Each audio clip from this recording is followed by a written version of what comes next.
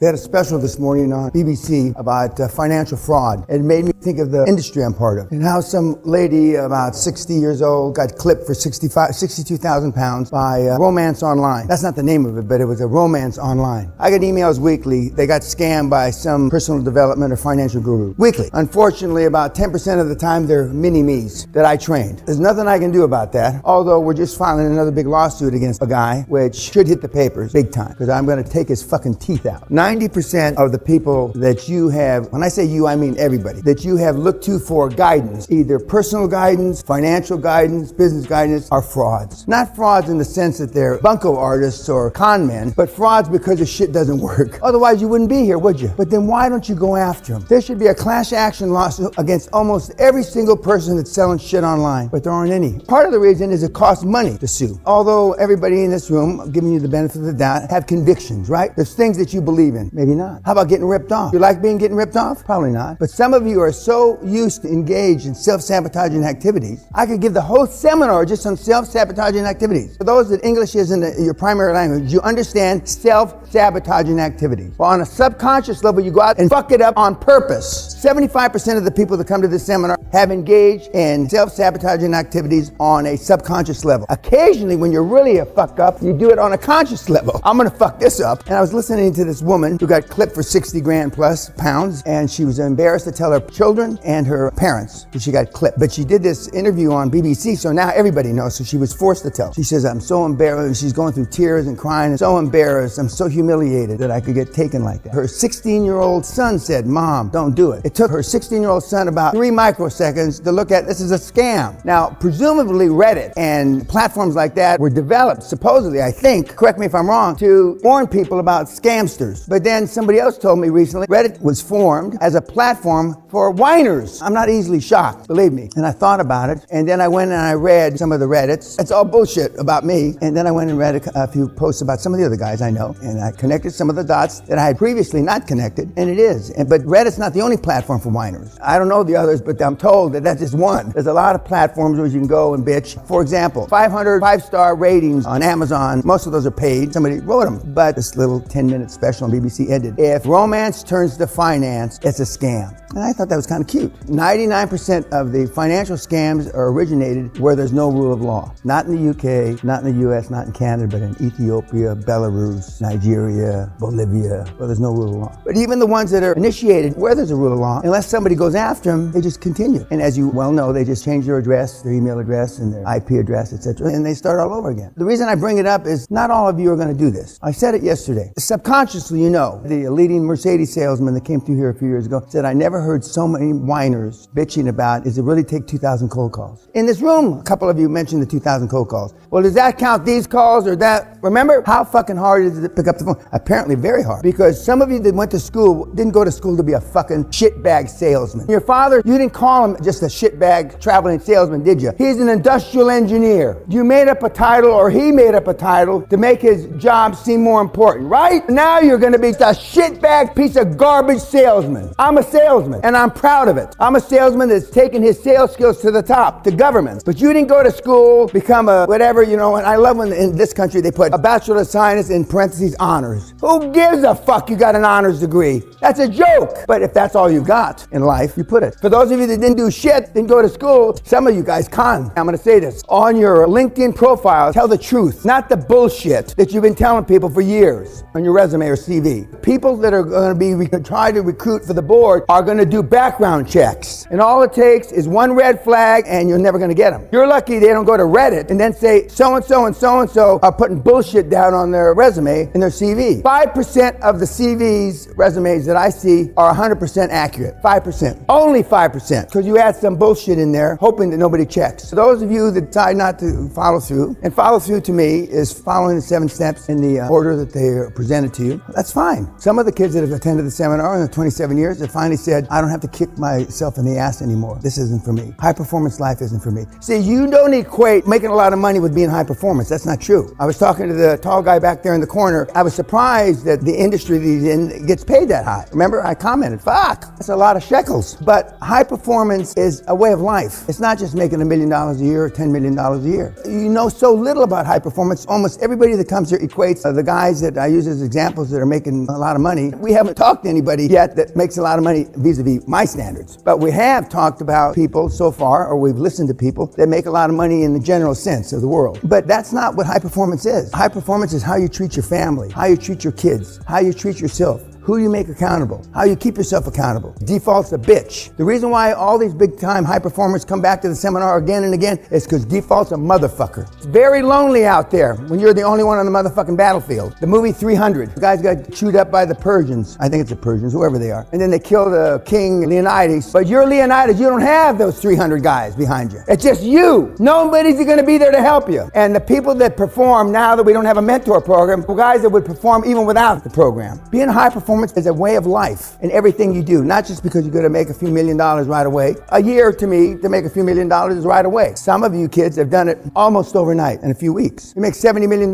in 7 months. That's not right away, but it kind of sounds like right away, doesn't it? It's better than a poke in the eye with a fucking sharp stick, as my old line thieving Tennessean lawyer sales manager used to say. I just don't understand why you're so complacent about the people that have taken your money for the systems that don't work. They would argue if you took them to court, it's you that didn't make it work. And they would pull out some little skinny black, yellow, purple guy or gal and say, well, this guy made $82 jillion. Every once in a while somebody sends me a link. I made 6 figures in 4 minutes, or I made 7 figures in 8 months, or I made 8 figures. Anybody ever checked? No. You're taking the word of the lying, cheating guru. It astonishes me. Then again, I said earlier yesterday when I used to tell my mother, why can't everybody be like me? And my mother would tell me, son, thank God they're not. And when I used to ask my first wife and Sally, can't they all be like me? And both my first wife and Sally said, thank God they're not like me. They'd be all Hitlers running around. And the reason why you allow yourself to be taken advantage of, you've led a self-sabotaging lifestyle forever. Now, some of you have made a few bucks. The operative words are a few. But almost everybody equates high performance. Like Albert Einstein was high performance. He died poor. This is exaggerated. I don't think he had 25 grand. You're not Einstein, unless you've been hiding something here. You have to take responsibility. QLA is a system that puts the responsibility and the onus on you, nobody else. You have the dream team to back you up because you don't know shit. Unless you take responsibility, the motherfucker doesn't work. I told you yesterday, some of the questions you guys ask, I have never heard of, thought of, dreamt of in 50 fucking years. And if my wife was standing here, she'd say, Dan, all the questions asked are based on insecurity, lack of self-esteem, and lack of self-confidence. I had a dream last night about one of my first mentees, a quintessential Englishman. Somehow we were involved in a James Bond situation. He was with MI5, and he asked me for help, and then I woke up. Why I would think about him after all these years, he's dead. I don't know. I have no idea. I don't give a shit why. And the biggest difference between me and everybody that's ever come through the seminar is I only want to know how, and I don't give a fuck about why. Do you know how much time you spend on the whys in your life? Well, when you start keeping track, when you get the weekly report schedule, and you can see how much time you fucking waste, you will throw up. Guys like Steve Jobs, Bill Gates, and Elon Musk share a habit. They keep their diaries, their schedules in 5-minute increments. Some people say 6 minutes, some people say 5. Well, 5 or 6 is about the same. In other words, you've got 10 seconds to introduce the idea, and you've got 4 minutes and 50 seconds to convince them on your idea, and then it's the next meeting. Even myself, I can't say hello in 5 minutes. And I'm articulated enough, for sure. But when you're accountable for every minute of your day, from the time you get up to the time you go to bed, you got to write it down. Those of you that are here in March, nobody ever asked me about the weekly reporting, the guys that came through for March, because you didn't do it, or you didn't do it properly. You should be sick when you start keeping track. We have kids that make 200-300 cold calls a day. A motherfucking day.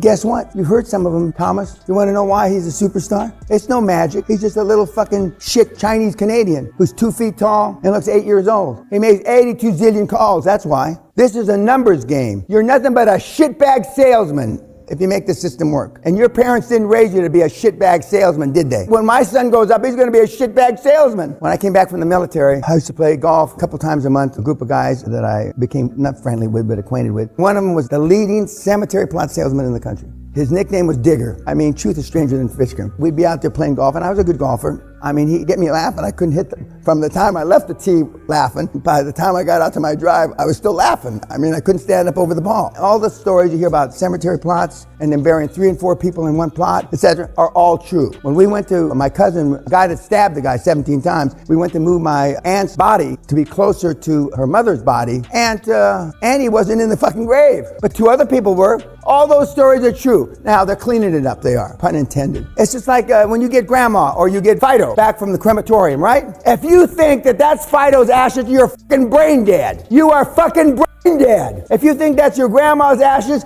you are stupid. Do you think they clean the motherfucking crematorium out every time? Like a Corona? What are you smoking? If it's not addictive, give me some of that shit. Let me get high too. But there's certain things in life you just accept. That's not Fido. I wanted to bury a Fido with my grandmother. So at least I know there's a higher probability that the ashes are going to be something I cared about. How many have had a loved one cremated in their life? Did anybody ever tell you that that's not who? No. Right? Even ask the fucking question. No. You're too fucking stupid. Or you don't want to know the answer. They have first-class billionaire kind of crematoriums. You can't do it for $3 grand or $6 grand like they do where you went. 100 grand. You didn't care enough about your grandma or Fido, did you? Well, now, the next person you cremate, just think about that. What are you going to do? Nothing. Just like the rest of your entire life. You've done nothing. This is not the end-all, be-all being here, unless you pull the fucking trigger. As Einstein says, any man who reads too much and uses his own brain too little falls into the lazy habits of thinking. And that's what you all have suffered from all your fucking life. And somebody has told you, read 2 books a day. What have you learned from those 2 books a day? Nothing.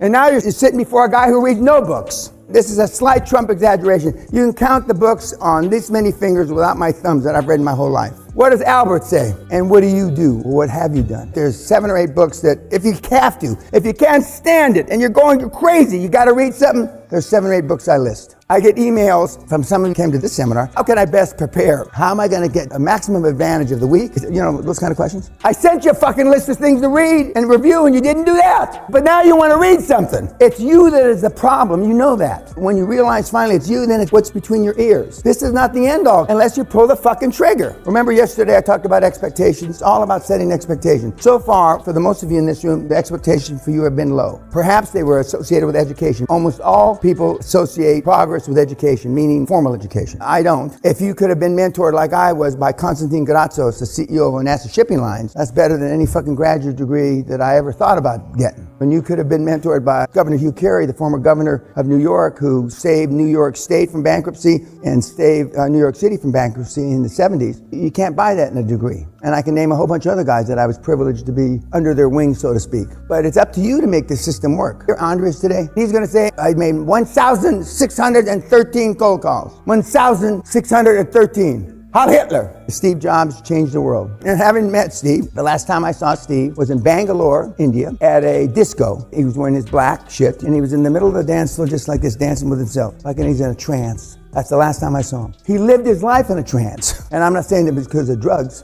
I don't know anything about that. Comments about Steve. Other than he's not like you. That's a given. Ruthless, vicious. Really? Gee, duh. Fucking morons. He personified ugly actions towards others. Yet he's an icon. Is he not? Anybody in this room think he is not an icon? What else about Steve? His fact patterns move differently than everyone else. Fuck your child support. I'm not gonna pay you. I got all this money. He wasn't being mean. That was the way he actually thought. He didn't really care about his daughter. He didn't care about anybody. Does that sound like somebody you know? See, you've never met these guys. That's the problem. Watching all these videos about these icons is not like knowing them in person. It's not even a reasonable facsimile. It's not even close. People say, all you guys have seen me on YouTube. Is it the same as being here in person? You fucking ain't right, it isn't. Well, just multiply that times 100 or 1,000 or a million. And I met these guys. I've sat and laughed at them and the stupidity of you guys. They don't understand why you pay money to learn how to make money. They don't understand it. And when we're off camera, I'll tell you some personal stories and anecdotes from some of the big guys. They do not understand why this little skinny shit is sitting in that chair. What the fuck? They think I'm stealing from you. Legally. You're just telling them, Dan, what everybody knows. Well, apparently everybody doesn't know it. Otherwise, we wouldn't be backed up for a year. They do not understand. Just like some of the things I say, I can't comprehend that. Well, they can't comprehend. They don't comprehend personal development. Scam, for the most part. They don't understand financial coaching. They don't understand any of that. Why do you got to go pay somebody fucking money? He didn't want to know why it's not working. You didn't tell Steve or me back in my prime, which I don't think I'm much past my prime now, but people say just by my age I am. I'm not interested in why the fuck the thing doesn't work. All I want to know is how you're going to make it work. Remember the how, not the why, and how I can depend on it in what time frame. When I used to have the weekly reports that I read, and I read them myself, one of the comments I used to make, if we were at war, we'd all be fucking dead, you piece of shit, in big red font. If we were at war, we'd all be dead. In wartime, mistakes cause deaths. The founder of Federal Express, Smith, didn't tell me personally, although we're contemporaries, a year older than I am. He was a Marine officer, I was a young Army officer. When he came back, he said, as soon as I found out my mistakes were not body bags coming back from Vietnam. In other words, I made a mistake, men that served under me died. I mean, the rest was easy. Building Federal Express was easy. None of your decisions, a doctor or two in the audience, but unless you're a specialist doctor operating on hearts, you're not going to cause anybody's life unless you give them the wrong medicines and some shit. These are not life-death decisions. Steve only wanted to know the how. Almost every single person we're going to talk about only wants to know the how. They don't give a fuck about the why. Nearly 100% of the people that come to the seminar want to know why. There's an absolute dichotomy between how you think, and when I say you, I mean kids that come to the seminar, and the YouTube morons, and the icons thing. One of my mentees is the mentor to Wozniak, the Woz. How is that possible? The mentee is about half the age of the Woz. I've never met the Woz, although I know what he looks like, short, pudgy little guy. If the product did work, then that even makes you more stupid than I'm alluding to. If the product and the stuff that you've tried really does work, and you're the anomaly that it didn't work, how fucking stupid are you? But see, nobody ever poses this facts to you this way, do they? Because they got some other shit to sell you. I hope you all leave today. I can sleep in tomorrow. That's not a bullshit, for real. During the hardcore this year, January, we had a guy collapse. We haven't had a guy collapse in a while. And he collapsed and he fell on Brian QLA Rose. Bam! And they went tumbling down. On Brian QLA Rose's new suits that he gets at my tailors now, which is tailored to the royal family.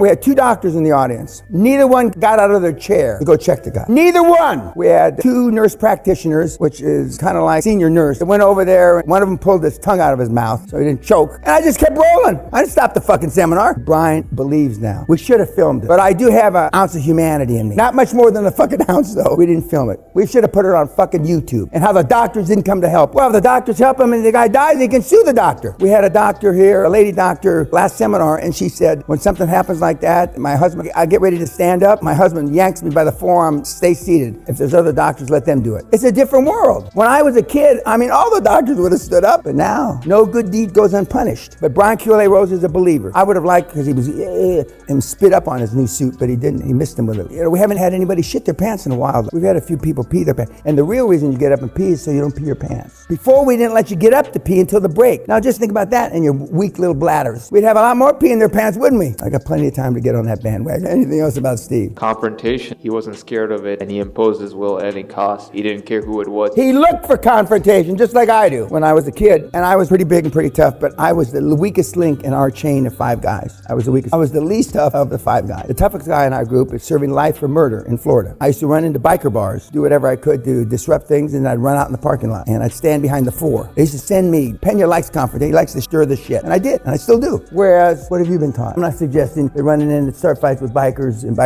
that's not the point. The point was that the way I was raised, you didn't walk away from confrontation, and that's why I say, run towards the fucking gunfire and kill everybody, metaphorically speaking. That's why I say that. Not many kids can do that. We had a kid a few months ago, the guy cut in front of the line, this is pre-corona, jumped to the front of the queue, jumped to the front of the line. Everybody in the line, 15, 20 people, nobody said anything. The kid, feeling, I guess, QLA macho, went up and told the guy to get to the back of the fucking line. And then 2 or 3 of the weenies, the whiners, saw him do it, so then they stood behind him because the guy apparently was a big guy. Then the guy went back to the back of the line. I think choice is bad. I'm sure Trump thinks choice is bad. Not that I know anything about the president. You know, I believe Trump thinks choice is bad right now. It's like Jack Nicholson said, you can't stand the truth. You don't want to know the truth. You've led sheltered, bubble-wrapped lives for the most part. And the world is getting more sheltered, more bubble-wrapped, and more politically correct. For the first time, you are going to have all the instruments, all the arrows in your quiver, and you're going to be the conductor. And you're going to see that of the 20 or 25 financial instruments that are available in the world, and there's more than that, but I say 20 or 25, you only need one. Some of you, we had an oboe, a world-class oboe player here 2 seminars ago. He could play 2 or 3 other instruments, but you don't need to be able to play 2 or 3 instruments. All you need to be able to do is control, directly or indirectly, the motivated seller. And the key, and we spend a lot of time on the dialogue, is how do you ascertain the difference between a suspect and a prospect? For those in the audience, any audience, can figure out that the first, you won't waste time, or you won't waste as much time.